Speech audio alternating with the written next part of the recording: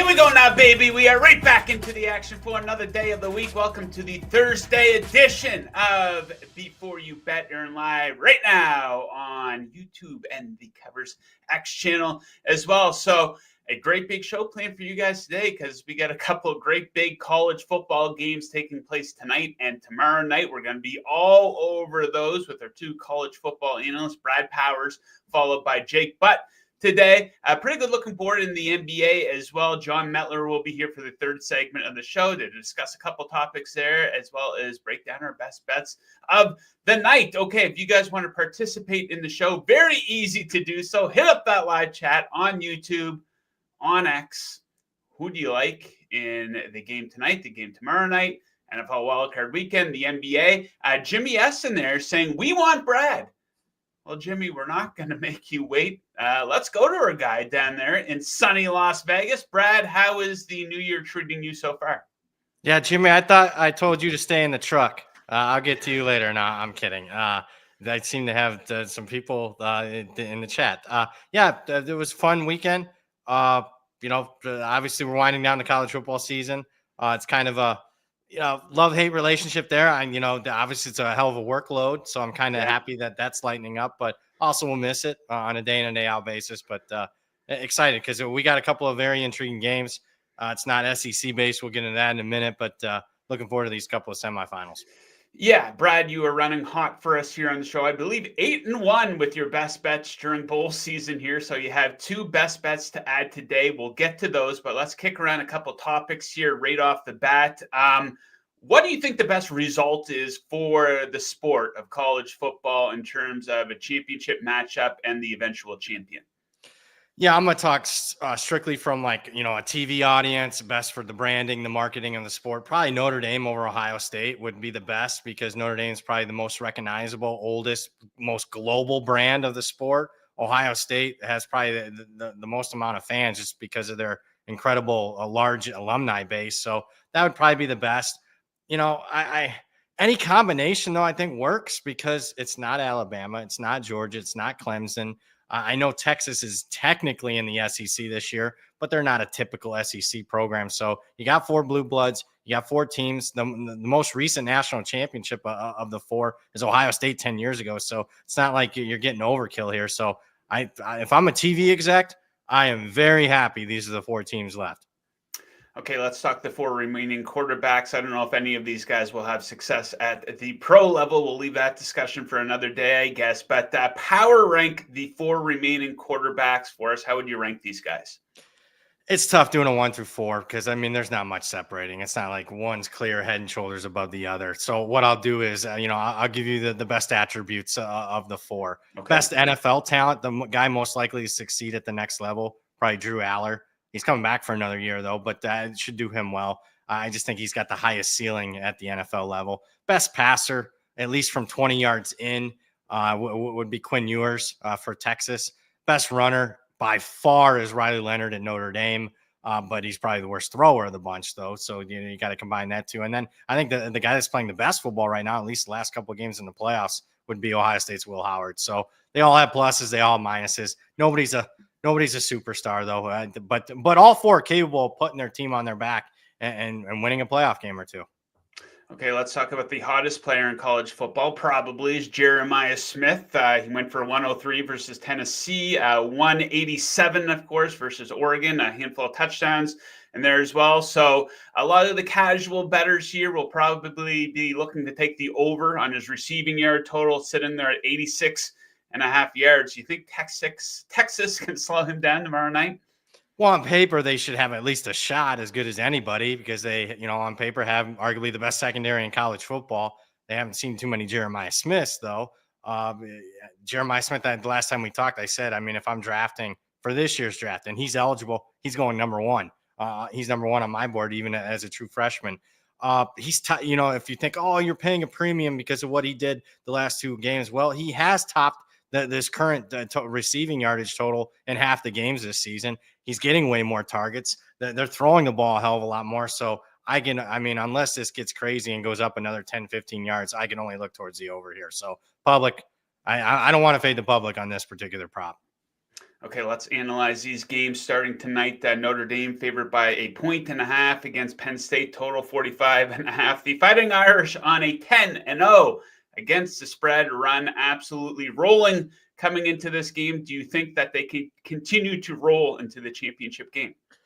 I don't have a strong opinion on side or even total. I probably prefer total more than anything. But I mean, as far as the game goes, both teams are very similar.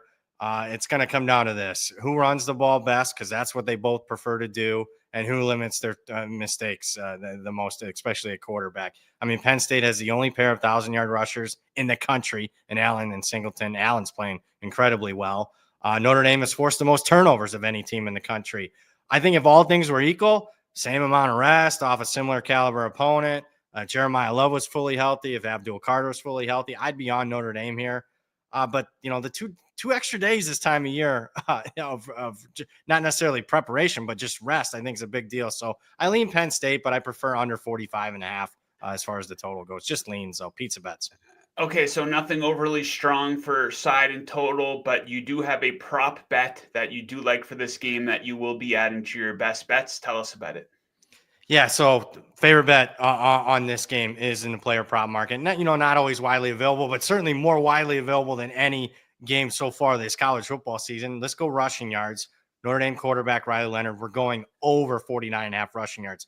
Variety of reasons. Number one, it's win or go home. You're probably not running him much during the middle of the season against Stanford or Georgia Tech. In this type of game, you are, especially we just saw it against Georgia, 14 rush attempts. On top of that, we have a key injury to Notre Dame's top running back, Jeremiah Love, who's only gotten 14 carries the last two games because he's been banged up. I expect him to be even, just as banged up for this game. I don't expect him to be healthy. So, okay, Jadarian Price, the backup running back, is going to get carries, but I think it ultimately comes down to Riley Leonard. And keep in mind, as far as rushing yards, sacks might play a factor, but Abdul Carter, the best edge rusher in college football, maybe not healthy, so maybe it won't be that big of a deal.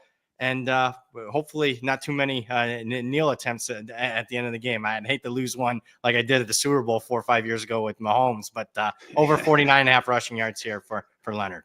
I was on the wrong end of that one as well. I didn't realize it when it was happening, and like a minute later, it's like, wait a minute, I'm getting absolutely burned here. Okay, let's talk game number 2 tomorrow night. That Ohio State favored by 6 against Texas, total 53.5. Now, Ohio State has been on an ass-kicking tour here throughout the playoff, and you like them to cover the spread as one of your best bets. I do. I'm keeping it simple. Best bet, Ohio State -6. And really, this game comes down to this. I mean, do you value full season stats and data, or do you have recency bias? Call me square. I'm going to have recency bias here because, I mean, what Ohio State did to Tennessee and Oregon were arguably the two most impressive performances pretty much any team in the country so far this season. Schematically, they're a much different team. They're running counter on offense. They're throwing it more on defense. They're playing more cover 2. Caleb Downs, the best safety in the country, is playing like a rover type position for them in the middle of the field that the teams can't seem to get a handle on. I don't like what I've seen from Texas so far, the last 3 games, going back to the SEC championship game. And if you're calling me square, this happens from time to time. Some teams have an extra gear in the postseason. We have seen it back-to-back years in the NCAA tournament. Connecticut has gone 12-0 against the spread in the NCAA tournament. So some folks will say, oh, you're paying a premium. The look ahead line is 1.5. I just think the reality is if Ohio State continues to play like they have the last 2 weeks, nobody's staying within a touchdown on this team. They're going to blow out their next 2 opponents. Okay, we'll see if they can lay the smack down again tomorrow night. Brad, we will leave it at that. But, of course, we will be catching up with you next week where we do a deep dive into the championship game. So best of luck with the bets here tonight and tomorrow night. Enjoy the games. We'll catch you next week. Thanks for having me. Take care, guys. Yes, sir. The man right there. So from one college football betting analyst to another, we interviewed Jake Butt this morning. He's in Dallas right now to work one of the games. Let's throw to that interview. Time to talk to one of my favorite people in all of sports media, former Michigan Wolverine analyst for the Big Ten Network, our guy Jake Butt, who is in Dallas for the Cotton Bowl in a hotel room. Jake, it's hard to tell if you made the bed behind you. Can you confirm, is the bed behind you made in your hotel room? No, the bed is not made, but it's also not destroyed either. I don't move when I sleep, so I just need to pull the sheets back up and then we're good. But Joe, I'll just tell you this. You normally ask me how I'm doing, and I wanted you to ask me today because I'm doing great because you said I'm one of your favorite people to talk to, Joe. So today's going to be a good day. I'm happy too. Right back in the routine. I love the holidays, but it can throw things off. You know, football doesn't take a break over the holidays. So right back into the Monday to Friday routine. A couple of big games to discuss here in college football, some NFL playoff stuff, and a couple topics I'm going to throw at you off the top starting now. So let's look ahead to the NFL draft. Cam Ward has overtaken Shedeur Sanders as a favorite to go number one overall. And this one's on the move. It was minus 130 yesterday. Ward is now minus 150 to be the number one overall pick in the NFL draft. Sanders down to plus 120. Who do you think has a better shot to have success in the pros? So I'll give you a two-part answer. I'll start with what I like about both these guys and just generally what I see. I think Cam Ward has that it factor. He's got that special ability. I think he has like a different level of talent than even Shedeur has, like in terms of arm strength, his ability to make throws off platform, his ability to create. He's got that rare thing that I think GMs are going to fall in love with. Whereas Shedeur, it's almost like going to the gun range. He's got a bit of a tighter bullet spread. He's a little bit more consistent, but probably doesn't. He can't throw the ball 70 yards. He can't make some of the throws that Cam Ward can make. That being said, if I had to project it out, Shedeur has enough for me, and I like the fact that he's got a tighter bullet spread. I like the fact that he's a little bit more predictable than Cam in that sense. The truth is, who's going to have a better career depends fully on what situation they land in. That's the truth, and I think we saw that completely this year with the rookie quarterbacks. You look at Bo Nix with Sean Payton. You look at Jaden Daniels with Cliff Kingsbury calling plays. It's obvious to me that quarterback success is dependent on their situation. So you look at some of those early teams. Yeah, I do like the Giants head coach. I don't know if I like the GM and the situation overall. I like the Browns head coach, and I think the Browns have a decent roster, but they're the Browns. So I don't know. I do think the situation these guys land in is going to be the ultimate predictor. Okay, let's talk head coaches for the four remaining teams here in the college football playoff. No legends, no Saban, no Harbaugh this time around. I do think it is fair to say that all four head coaches do have question marks going into these games. So let's do a power rankings. How would you rank the four remaining head coaches? This was a really good question. I spent a lot of time thinking about this, and I came all the way back around to the conclusion. I know we were giving him shit a few weeks ago, but Ryan Day, you have to acknowledge that he's the best coach here in the playoff. And I know we talk emotionally about the losses to Michigan, but what can't be downplayed is he beat Penn State. He beat Indiana. They rolled Tennessee. They rolled Oregon. You look at his record as a coach, it's one of the most impressive records to start a career of all time. And I believe this year he's going to get the national championship to confirm that he was the best coach in the playoffs. Where it gets really interesting is the number 2 and number 3 spot. Is it Sark? Is it Freeman? I think a lot of people would probably pick Sark. I'm very high on Freeman, so I think that's where it got interesting. But I ended up going back with Sark, and I just think generally what he inherited at Texas was not as pretty of a picture as what Freeman inherited. Freeman inherited at Notre Dame from Brian Kelly. It was a perennial playoff program, a team that had been to national titles, and a bit more stability, whereas we'd spent the better half of a decade before Sark got there wondering when Texas would be back. Now, I will acknowledge Sark has the benefit of infinite resources and an army behind him at Texas. So I think that helps his cause a little bit. But I'll give Sark the slight edge, Freeman coming in at number 3, and then James Franklin at number 4. Okay, let's get right into these games here. Going down tonight, Notre Dame favored by 1.5 points against Penn State. Total 45.5. The Fighting Irish, a money-making machine, 10-0 against the spread in their last 10 games, on absolute fire here. Meanwhile, we talked about it a lot on the show this year. Penn State, not really good as an underdog. I know it's a small spread, but they're 0-10 straight up in their last 10 games as an underdog, 1-6 ATS in their last 7 How do you break this game down? Yeah, so I think really to build off what you just said with Penn State, the good thing Penn State has here, this is a good matchup for them. You know, a lot of those losses as underdogs were playing Ohio State, and really, when you look at this matchup, the strength of Penn State favors the weaknesses of Notre Dame. So Notre Dame's offense, it is built fully on the ability to run the ball. I don't trust Riley Leonard to win the game throwing the ball. I don't think Notre Dame has great receivers. Meanwhile, the Penn State front seven is as good as it gets in college football. The weakness is their secondary. So right there, you should say Penn State can stop the run. Also, you look at Notre Dame, an impressive win over Georgia. Well, Georgia beat themselves. How many mistakes and turnovers? I'll give credit to Notre Dame for forcing some of them, but that is where the game was lost. Penn State doesn't make many mistakes. Drew Aller does not turn the ball over.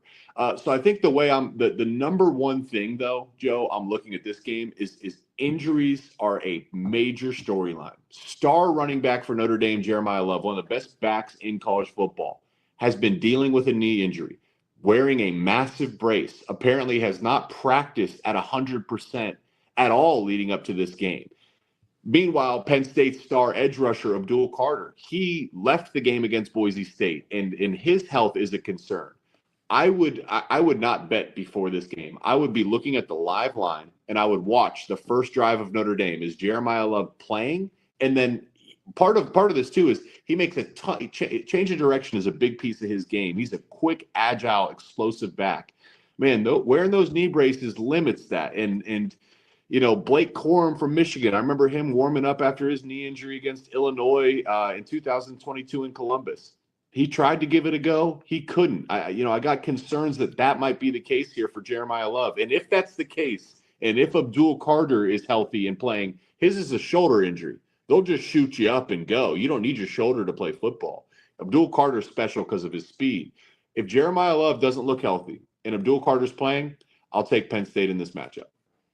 Okay, next up, let's go to Friday night. Ohio State favored by 6 over Texas, total 53.5. Texas was an underdog just once this season. They won and, of course, covered that game against the Alabama Crimson Tide.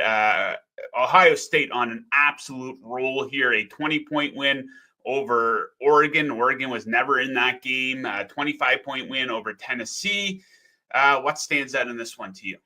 Man, I know I work for the Big Ten Network. I know I played in the Big Ten. So to our viewers, I hope I don't get humbled here. But this is another bad matchup for Texas. I love Ohio State. And frankly, I think what you've seen with Ohio State the past 2 weeks is if you just looked at the past 2 games for the Buckeyes, and I know we have to factor in the season. They lost to Oregon. They lost to Michigan. But if you looked at the past 2 games and you knew the talent Ohio State has, you'd be saying this has the chance to be one of the all-time great college football teams.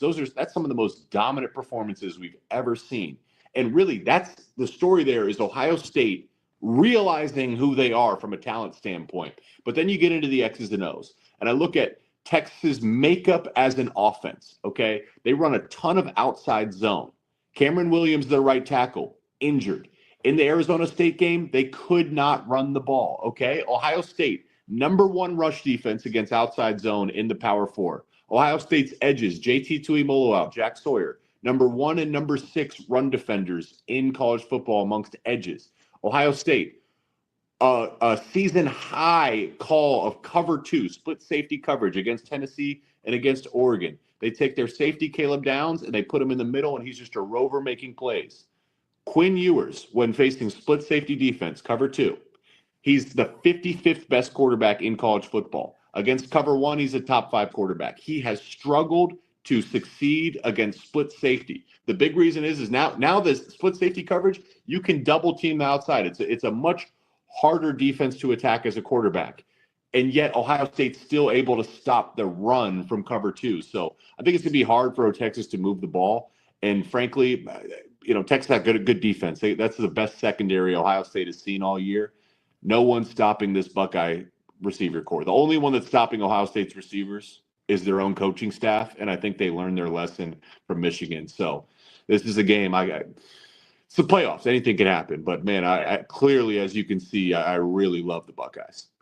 Okay, let's shift gears over to the NFL wildcard weekend. Gets going here Saturday afternoon. So, if you spend any time online or consume any sort of NFL content, you're probably going to hear this week that rookie quarterbacks and quarterbacks making their first start in the playoffs have a horrible track record over the past couple of years, both straight up and against the spread in these playoff games when they're going up against a team who has a quarterback who has experience in the playoffs. So this year, we have Bo Nix taking on the Buffalo Bills, Jaden Daniels taking on the Tampa Bay Buccaneers, and Sam Darnold Monday night looking to bounce back against the LA Rams. Out of those three, who do you believe in the most? Okay, we can just go through the line and we can eliminate Bo Nix right away. I think it's been a fun story, and I love the marriage of Bo Nix and Sean Payton. They're not going to Buffalo and winning that game. Okay, that one's easy. Where it starts to get interesting, we can start with Jaden Daniels a bit here because that guy solves problems. He does special things. I love the direction of the organization of Washington. So I think that this one is a bit more of a toss-up. But again, I agree with the public here of Baker has won a playoff game, and he won a playoff game in Cleveland. That's freaking unheard of.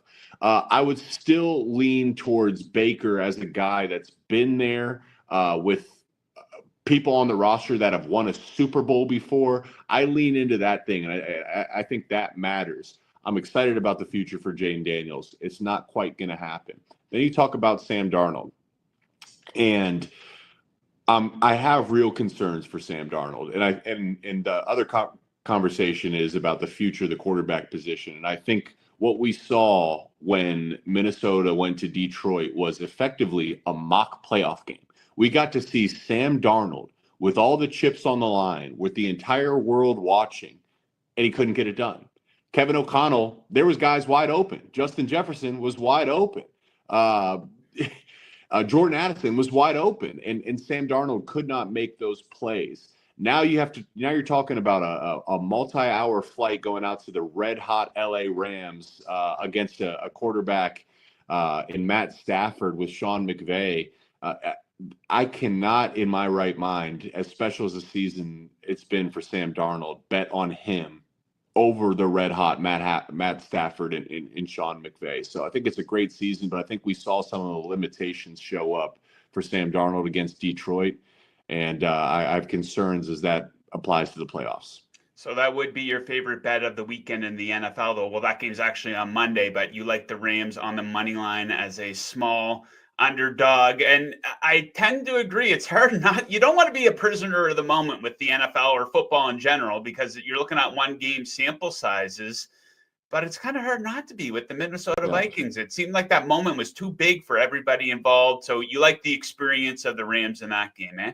I like the experience. I like the marriage of coach to quarterback, McVay and Stafford. I like the momentum the Rams have going into the playoffs. I like the fact that you're getting plus odds in a home playoff team on a multi-hour flight across time zones. And I like the fact that the Viking, that's a physical game that mattered. It's an emotional game where you're pushing all your chips on the table, and you came up short in Detroit. It is tough. It is tough to go back and do it again on the road. So there's a lot of factors that leads me to say I'm getting plus odds, and combining all those factors together, yeah, I'll take the Rams. Yeah, the Vikings came up really short in that game. Okay, so let's end with this. From a pure fandom perspective here, Jake, I want some new blood in the Super Bowl. I don't want to do the whole Kelsey's and Taylor Swift and the greatness of Patrick Mahomes for 2 weeks leading up to the Super Bowl. Again, I'm exhausted. So I would love to see, well, I took the Lions to actually beat the Chiefs, but from a pure fandom perspective, I would love to see the Bills get in. I would love to see Lamar Jackson get over the hump here in the playoffs. So you look at the odds to win the AFC, KC plus 150, Baltimore plus 270, Buffalo plus 290. Is this the year the Bills or the Ravens overtake the Chiefs, who appear to be hitting their stride going into the playoffs now? Eventually, it's got to happen, right? Like, the Chiefs can't just win Super Bowls forever, right? They can't. And you'd think this is the year, but we kind of thought that last year. We've made the case just about every year. And you mentioned the Chiefs hitting their stride. I think one of the things that showed up watching the Chiefs this year is they just look tired. And that's the biggest thing I'm watching for when they do take the field is those are long runs. I mean, effectively, you're playing another half season in the playoffs. And when you consider the magnitude of those games, maybe, a full season now having back-to-back Super Bowl runs. So they looked exhausted, but you mentioned that, Joe, that they're kind of hitting their stride. And I do think it's kind of like LeBron James in the NBA, where Pat Mahomes and Travis Kelce and Andy Reid, maybe part of this is them feeling out to see who they can trust in the season, knowing they can turn it on in the playoffs. So I have concerns. Though I love Lamar Jackson, I've watched it. I watched a completely different quarterback take the field playing the Chiefs last year. I'm looking at Lamar like, man, Lamar, how can the whole world see this and you not get it done? That being said, Josh Allen has went toe-to-toe and danced with Pat Mahomes, but he's been screwed over by his head coach and his team. So I'm concerned about Lamar's ability to do it. I'm concerned about the organization of Buffalo able to help Josh Allen. I think Josh Allen can dance with Pat Mahomes. But, man, if there's ever a year, it's got to be this year, man. The Chiefs are vulnerable. They're not putting up a ton of points on a week-to-week basis. So who knows? I don't know. I'm kind of the opposite of you. I don't mind seeing a three-peat. I kind of like the story. I think sports are better when there's a heel, where there's a dynasty. It gives the league something to root against. I think everyone benefits from that. Yeah, it is fun to cheer for greatness. And you do see the thing with Lamar Jackson. It's like a theme every season. He and the Ravens have these great regular seasons, and they get into the playoffs and someone hits an off switch all of a sudden. So hopefully he can get over the hump. I would love to see that. Jake, we will leave it at that for today, though. Thanks again for joining. Enjoy the games this weekend, and we will look forward to catching up with you again next week. Thanks, Joe. Always a pleasure, man.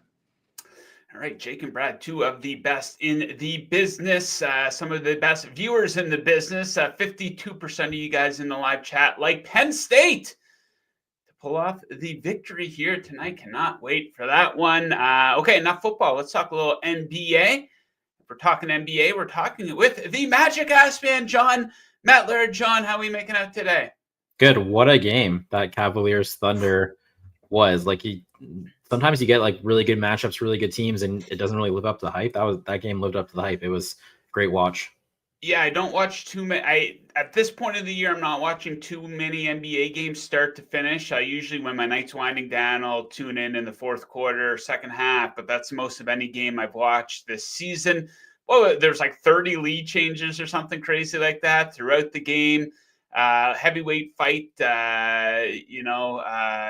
big punch after big punch, haymaker after haymaker. And I changed my opinion on the Cleveland Cavaliers based on that game. So we talked about this yesterday. We said, is this a case of just a team who's really good during the regular season? Then maybe they get to the playoffs and they'll hit that wall. I love what I saw out of the Cavs, and I love what I saw out of their crowd, too. I think that's going to be a really nice home court advantage for them if they can continue this run and keep the number one overall seed in the Eastern Conference. And based on that big win last night, they have now leapfrogged over the Knicks in the odds to win the Eastern Conference. It's still Celtics plus 110, but you get the Cavs plus 380 and out of the Knicks down to plus 400. So that changed my mind. That changed my opinion about Cleveland. Did it change your mind at all, or are you just like settled down? It's a one-game sample size. I like Cleveland. I do feel like the Celtics are kind of like their kryptonite. Like if they could somehow avoid the Celtics, like say the Knicks take out the Celtics, if their path doesn't include the Celtics, they could absolutely win the whole thing. I think that I do think this Celtics, it does kind of feel like that big brother, little brother vibe a little bit. I think that's the one team they would, I think obviously anyone would be happy to avoid the Celtics, but a Thunder Cavs, like that would be a fantastic NBA finals, not from like a market standpoint. Obviously that's not what the NBA wants, but from like a matchup, like both teams are 10 deep. Like you can just completely play chess with your lineups. And that's kind of what you saw yesterday. It's like, hey, we're going to blitz Donovan Mitchell. Well, we're going to put Mobley and Allen, and they're going to work lobs through the middle there. And then you saw Ty Jerome come in and he could create offense as well. Darius Garland. So each team kind of has like a punch counter punch thing. So I think that'd be a really fun NBA finals, but the Celtics are kind of the opposite, right? It's like, here's our really good five, and that's our really good five. So you don't really get to see that with the Celtics. So it's kind of fun. Yeah, I know what you mean from like a league business perspective. They would take Celtics Lakers 100 times out of 100, but just from a, if you're a big time fan of basketball, I think the best possible matchup might be Cavs Thunder, at least based on what we saw last night. I'd like to see some new blood as well. I talked about that with Jake about the Kansas City Chiefs. Too much Boston Celtics, these deep runs into the playoffs, but they're probably going to make another one this year. The latest on Jimmy Butler, it's kind of looking like the Suns. Tell us about this. Yeah, it feels like it's always been the Suns. They're just trying to manipulate to get. He comes out and says anywhere but anywhere. He wants to leave Miami. He'll go anywhere. And the Memphis Grizzlies jump from like 30-1 to 3-1 in the odds. And then you hear Jimmy Butler say, "Oh, well, not Memphis." And then you also hear Milwaukee trying to make a trade for him. And then he comes out, his camp says, "Milwaukee, don't try to make this trade." So obviously his anywhere but Miami is not anywhere but Miami. It does feel like they're trying to force their way to Phoenix. They just need Bradley Beal to waive his no trade clause. And it doesn't sound like Bradley Beal will waive his no trade clause. But I just saw before we came on air here on X, they're saying Jimmy Butler wants an extension. The Miami Heat said they're not going to extend him. That's where this all kind of fractured. The Phoenix Suns have an extension waiting for Jimmy Butler if they can land him. And then I guess Kevin Durant has also said that he will stay. If he will sign an extension as well if Jimmy Butler comes there. So it's starting. It just comes down to Bradley Beal. It's a weird thing. I mean, if you're not wanted there, wouldn't you leave? But he's not waiving the no trade, so we'll see. I mean, it feels like something's got to give here. Yeah, my takeaway from this with the Phoenix Suns is if you're a Suns fan, you got to love the new owner of this team. He comes in right off the bat. He traded for Durant, the Beal thing in hindsight. I know what he was trying to do. That hasn't really panned out. And then he did the thing where he lowered all the concession prices and you can get a hot dog for like $2 there. So that's pretty cool. So yeah, good job by the owner of the Suns. They're 3 games below 500 now, so they need to shake things up here a little bit. So a little bit more on that game here momentarily. We have 3 picks each. I went 1-2 last night. The Thunder, it was close, but not close enough, so they weren't able to cover the 2.5-point spread as an underdog. And then I had the under in the game after that, Bucks Spurs. It went over by 2 points. Oh. I did not like seeing that. But the Knicks did take care of business against the Raptors. So I'm looking to bounce back here a little bit. I have a player prop. Let's start with this one. Dylan Brooks, revenge game, baby. You might laugh at that, but the revenge game is real. Him going up against his former team, the Memphis Grizzlies. You might recall they completely threw him under the bus after that series 2 years ago against the Lakers in the playoffs. He got embarrassed. But I don't think they treated him right on the way out the door. He doesn't either. So we're going to go over 14.5 points. He's played Memphis 5 times since going to the Rockets. He's averaged 17.4 points. That's a few points higher than his average in that span. The 2 games in Memphis were especially strong. Totals of 19 and 26. And those ones, he's taking on a Grizzlies team that is really struggling on the defensive end right now. Last 5 games, they are 24th in defensive rating. More importantly, 29th in points allowed. And I think he's going to have a good opportunity to have success from 3-point land in this one. The Grizzlies allowing the second most threes per game over that 5-game sample size and the 5th highest 3-point percentage. So Dylan Brooks to score at least 15 points tonight against his former team. Trae Young, what do you like for him, John? Yeah, I see Kevin saying our ref's going to call it out of bounds tonight. If you were back in the Thunder, which you were, you had to love that when they're like, I don't know how Shea stayed in bounds, and they get a corner 3, and then they're like, never mind, he didn't stay in bounds. It was a good break. It didn't pay out though, but no, yeah. But I went Trae Young over 11.5 assists. So this line's it's moved a lot since we've made this graphic, and I submitted this for the show. But I'll still talk about it just in case it does bite back. Now it's about like 11.5, like minus 140. I had it priced at minus 150. So technically there's still an edge, but like obviously that gap has really tightened up there. If it drops back, you can play it. I think it's like 12.5, like even money. I'd probably back off of that as well. So the reason I went over 11.5 at this minus 110 was it looks like a massive number. Like anytime you're talking about 11.5 assists, Trae Young had 29 potential assists against the Utah Jazz in his last game. And you just look at their roster, it makes sense, right? Like who's creating offense other than Trae Young? Dyson Daniels is just like a defender, create shots for me. Zachary Sachet, create shots for me. Clint Capella, he's a lob threat. Without Jalen Johnson, there's really no one else generating shots for anyone. And then you just look at the matchup, and it's like the Phoenix Suns. They don't have a good perimeter defense. Tyus Jones, Devin Booker, Bradley Beal. That's what's killing them. So, like, who's going to stop Trae Young from just navigating through the court and getting to wherever he wants? And then when he's dishing it to his teammates, they're going to be able to convert shots because they're going against the Phoenix Suns. So the matchup, everything plays. This number just has moved quite a bit. If it comes back, there's a chance it comes back. It happens all the time. It's a market. So if it comes back and it's like minus 120, minus 125, I'd play it. But if it's like minus 150, I'd back off. Kevin asks, why does everyone want out of Miami, Butler and Tyreek Hill both? I will come back to that question. Let's keep ripping through these picks for now, though. Ugly one here. I like the Trailblazers. They're in Dallas taking on the Mavericks. I think this is too many points, considering Luka and Kyrie are not suiting up for Dallas, so I'm going to take Portland plus 8. Portland has been better than Dallas since Luka went down here for the Mavericks. 7 full games that Dallas has been without Luka. In that span, Dallas is 21st in net rating. Portland right around league average at 16th. Now, that's not impressive by any means, but they're an 8-point underdog in this one. Offensively, the shooting for the Trailblazers, this is as hot as they've been all season. They are third in effective field goal shooting percentage over the last 5 games. Dallas, meanwhile, struggling to find its offense without its top 2 offensive players. No shock there. You might think, Joe, it's a second game of a back-to-back for Portland. Are you crazy? What are you doing? They've been pretty good in this spot this season. 5 times in the second game of a back-to-back, 3-1-1 against the spread, including outright wins versus the T-Wolves and an outright win in Houston against the Rockets. So I will take the Trailblazers to, at the very least, give the Mavs a close game tonight in Dallas. Another kind of an ugly one, maybe, depending on how you feel about these two teams. Hornets, Lakers. Tell us about this one. Yeah, some great teams were backing your Charlotte Hornets and Portland Trailblazers. Let's go. Too many points, though. Too many points. Give me the Hornets plus 8.5. I actually think this is moved. You can find like plus 9 now on this one. So I bet it at plus 8.5, minus 115.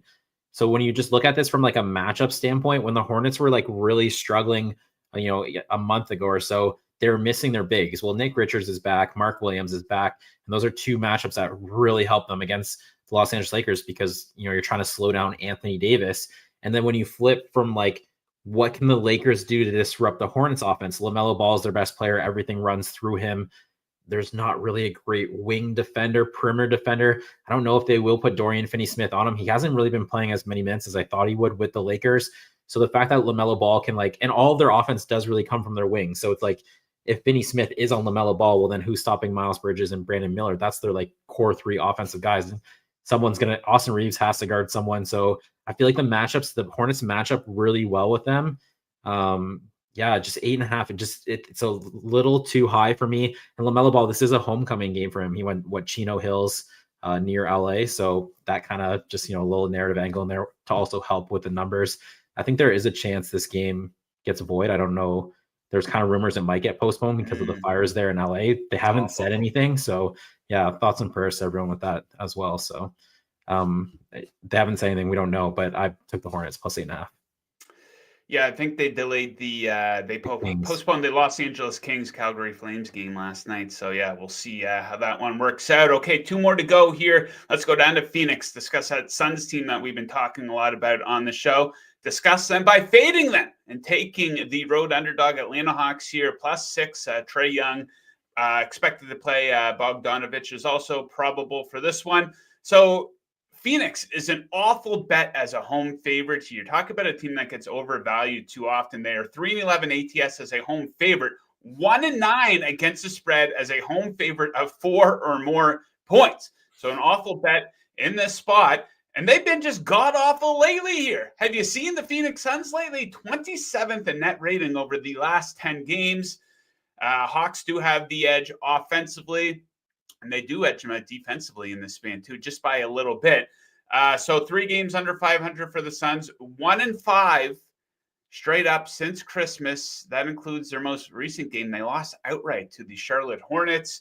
And Atlanta, we've talked about this a little bit on the show. They've had some really good performances as an underdog this season. Outright wins in New York and in Boston. They have 2 separate wins against the Cleveland Cavaliers, 7-3 straight up, not against the spread, straight up in their last 10 games as an underdog of 4 or more points. Give me the Hawks to give the Suns a game. And Jon Metler, give me a same game parlay. That's what a lot of people are probably here. What are we looking at tonight? This is the ugliest same game parlay we'll probably ever build, but it really plays into just the spot in the schedule for both teams. So like the Cavaliers, so it's Karis LeVert, 4+ assists, George Niang over 6.5 points, Dean Wade over 5.5 points, came out to plus 496. So like the Cavaliers, that's a very emotional win. It's a Thunder, you're kind of pushing the minutes of your starters just a little bit. Now your second night of a back-to-back, you have the Raptors coming in, 15.5 point favorite. The Raptors are also on a back-to-back.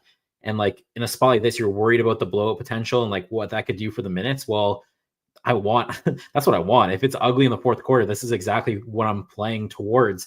I just do think even like if the game's slightly close, the Cavaliers are very cautious with their minutes of their starters. They don't like pushing them up into like 35, 36. They keep them around 30. So coming off of that game against the Thunder, I just really do think you could see like LeVert, Niang, maybe Niang, he usually plays like 16, maybe he gets to 20. LeVert usually plays 22, maybe he gets to 26. I just feel like they could lean on the bench a little more, and the matchup just so plays into that with the Raptors. So that's the SGP I went with. An ugly one indeed. Cheeseburger Eddie says, all these ugly team bets are turning me on. LOL, I love it. Hey, man, ugly teams cover sometimes, right? It's not as simple as just betting on the good teams to cover the spread, especially in the NBA. Okay, so Kevin asked, why does everyone want out of Miami? Butler and Tyreek Hill both. And then Todd chimed in, Kevin is stirring the pot. Todd, I'm guessing he knows that I'm a Miami Dolphins fan. I don't know, kind of similar situations, though. There are some differences, though. Tyreek Hill is a complete and total moron. I talked about this on the show on Monday. This is a guy who was on a dynasty in the making, the Kansas City Chiefs, but they weren't going to pay him enough money. So he was going to go to whatever team was going to pay him the most money. At that time, it was the Miami Dolphins and Jets bidding for him. He ends up on Miami. The Dolphins completely bend over backwards for this guy on and off the field, give him a shitload of money. They tried to get him to 2,000 receiving yards the last 2 seasons. He has a bad season this year. Failed to reach 1,000 yards for the first time since 2019. And now the Dolphins aren't getting into the playoffs. And this clip is making the rounds this morning of towards the end of the third quarter against the Jets. He was just done. He took himself out of the game. Essentially, this is a guy who is a captain for the team. Then the Miami Dolphins brain trust come out, a bunch of morons there as well, the Chris Greer and Mike McDaniel. And they said, yeah, we spoke to Tyreek and behind the scenes, and he doesn't want to be traded, apparently. I do not believe that. I think they're saying that because they plan on dealing him, and they don't want that value to be sucked out of his trade value, I guess you could say. As for Jimmy Butler, you might probably have more to weigh in on this too, John. A lot of people seem to be taking side of Jimmy Butler against the Miami Heat. The Miami Heat are not a team that bends over backwards for players. They did not bend over backwards for LeBron James. They didn't bend over backwards for Dwayne Wade when he was there either. And so they had that ugly exit last year, and Pat Riley came out and he had that press conference and he kind of took everybody to task. And I wouldn't say he threw Jimmy Butler under the bus. It was fair. He said, Jimmy's got to play more. He's got to be there for us during the regular season. And a lot of people thought that was going to backfire and Jimmy Butler was going to say, fuck this, I want out of here. It didn't. He kind of kept his mouth shut, and people were like, I think he's going to come into the season with a bit of a chip on his shoulder. But it seems to be a bit of a similar theme with Jimmy Butler. He wanted out of Chicago. He wanted out of Minnesota. Things ended kind of ugly in Philly for different reasons. Yeah. But sometimes, you work with some people for a certain period of time. It doesn't matter what line of work you're in. Sometimes you just get sick of each other. And I guess that's the case here. Probably not going about it the best way, though. Do you think I'm accurate there with the description of why Butler would want out of Miami, John? Yeah, if you've ever never heard the Jeff Teague story of him breaking down Jimmy Butler leaving Minnesota, it's hilarious. And I encourage you to go YouTube it and watch it, what Jimmy Butler did to leave Minnesota. It's pretty funny. But so they said they weren't going to extend him. And I know his issue now is that what at least I was seeing is that so he's going to be a free agent essentially, but he doesn't think Eric Spoelstra and like the systems he's running and how he's being used is maximizing his skill and talent where he's able to put up numbers and then he'll get paid. So like he's like kind of starting to look a little bit old and washed with the stats and like what people think of him, and he thinks that's going to affect his free agency. So that's like why he wants to leave. So I mean, that's kind of, I understand what he's saying, but at the same time, like you're getting $50 million to play basketball. I think you could show up and like just play, you know? I mean, sure. I mean, you're obligated, you're under contract for this year. Play. If the Phoenix Suns are going to give him $120 million for 2 years right now, they'd probably do at the end of the year, whatever his stats are. So that, I don't know. That's my take. Yeah, okay. It will be interesting to see how things shake out. I know the Suns are underperforming, but the Suns in a playoff series with KD, Booker, and Jimmy Butler, you'd have to like their chances against a lot of teams there in the Western Conference. Okay, that is it for the Thursday edition of the show. Do we have a recap graphic, producer Nick? I'm thinking no, if it's not coming up on the screen here right now. No. Okay, so yeah, we're coming right back at you guys tomorrow. We have a massive show. It's going to be all of our best bets for the wild card round of the NFL playoffs. Good looking board in the NBA tomorrow night too, I think. Usually they do have a good looking one on a Friday night. So Jon Metler will be back. He and I will hopefully be celebrating a winning night in the NBA tonight. So thanks to Brad, Jake, and John for joining. Thanks to producer Mick. Did a great job with the show today. Thank you to our sponsor, BetMGM. Make sure you check them out for all of your sports betting needs. And thank you to all of our great viewers for tuning in, especially the guys and the gals in the live chat. Very lively live chat today. So thank you guys for tuning in. Best of luck with all your bets tonight, and we will catch you guys again tomorrow. Let's go Trailblazers and Hawks! Woo!